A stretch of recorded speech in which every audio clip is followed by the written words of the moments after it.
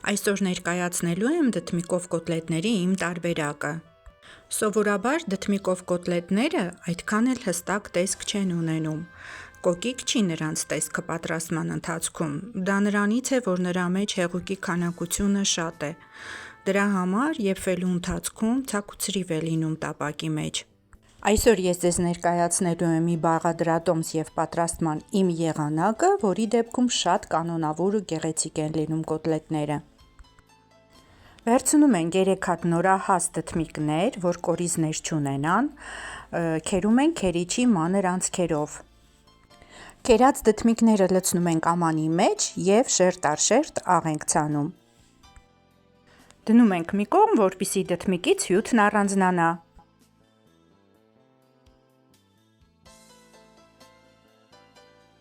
Վերցնում ենք 1 հատ միջինից մեծ գազար և նույնպես քերիչի մանր անցքերով քերում ենք։ Հաջորդ բաղադրիչը սխտորն է։ 5 ատամիկ սխտորը ծեծիչով անց ենք կացնում, մանրացնում։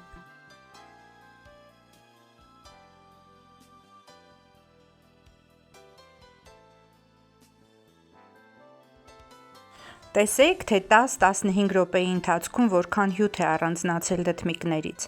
Դդմիկները քամենք, թողնենք հյութը ամանի մեջ։ Նախապես պետք է նախապատրաստենք ամենակարևոր բաղադրիչը այս կոտլետների, որ բոլորը չի որ օգտագործում են, դա հացն է։ Սպիտակ հաց ենք վերցնում, ես վերցրել եմ հրազդան տեսակի փոքր հաց։ Ամբողջ կեղևը հեռացնում ենք, մնում է միայն միջուկը։ Այն մանր կտրտելով լցնում ենք դդմիկի հյութի մեջ։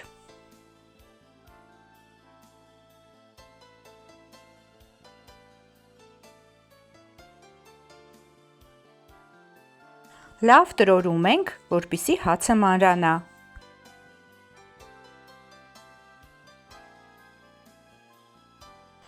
Հացը քերիչով անց եմ կացնում, որպեսզի լավ մանրացնեմ։ Նորից ազատվում եմ ավելորդ հեղուկից, քամում եմ և լցնում մնացած բաղադրիչների վրա։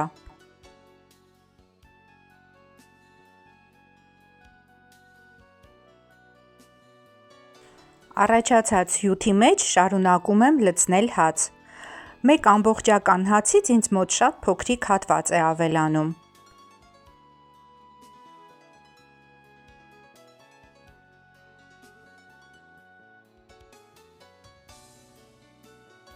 Հացի առկայությունը այս բաղադրատոմսում կօգնի, որպեսզի ավելորդ հեղուկ չունենանք և կանոնավոր տեսքով կարողանանք տապակել դդմիկի կոտլետները։ Մեծ ամանի մեջ սկսենք հավաքել բոլոր բաղադրիչները և մի լավ հունցենք։ Ես ավելացրեցի հացը, գազարը և դդմիկը, սխտորը, ավելացնում եմ մանր կտրտած կանաչի, չորացրած ծիտրոն և ռեհան և համեմունքներ՝ աղ, կարմիր աղացած քաղցր պղպեղ, սև աղացած պղպեղ։ Որպեսզի բաղադրիչներն իրարից չառանձնանան, կավելացնեմ նաև 2 ձու և 1,5 ճաշի գդալ ալյուր։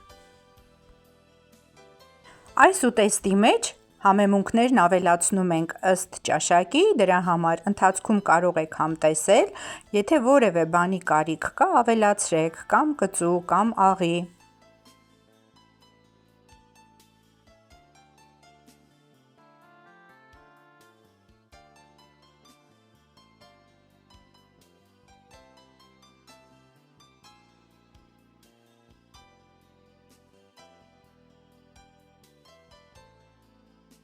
Կոտլետի խճողակը պատրաստ է արդեն։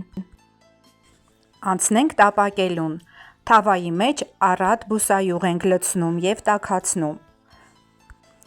Եկավ ամենահետաքրքիր պահը՝ ինչպես անենք, որպեսզի կոտլետների տեսքը լինի կանոնավոր կլոր։ Վերցնում ենք խմորեղենի համար նախատեսված ձևամաններ։ Ես վերցրել եմ կլոր 10 սմ տրամագիծ ունեցող ձևաման։ Ձևամանը դնենք եռացող բուսայուղի մեջ կենտրոնում լցնենք 1 մեծ ճաշի գդալ խճողակ։ Կարտոֆիլի ծեծիչով սեղմենք, հավասարեցնենք կոտլետի մակերեսը։ Ձևամանն անմիջապես հանում եմ, դնում կողքի, ևս 1 կոտլետ ձևավորում, այդպես այնքան, մինչև թավայում այլևս տեղ չլինի։ Թողնում ենք կոտլետները մի երեսից լավ եփվեն, կարմրեն, ապա շրջում ենք մյուս կողմ։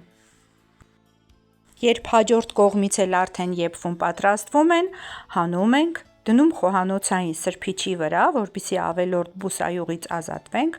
ապա դնում մատուցման ամանի մեջ։ Կարծում եմ ինքներդ էլ համոզվեցիք, որ այս կերպ պատրաստելու դեպքում ստանում ենք գեղեցիկ հավասարաչափ կլոր կոտլետներ, և նույնիսկ կարելի է շփոթել այլ կոտլետների հետ։ Մանավանդ, որ գրեթե աշխատանքի ծավալը չի ավելանում։ Դդմիկով կոտլետները կարելի է մատուցել ինչպես տաք, այնպես էլ սառը վիճակում։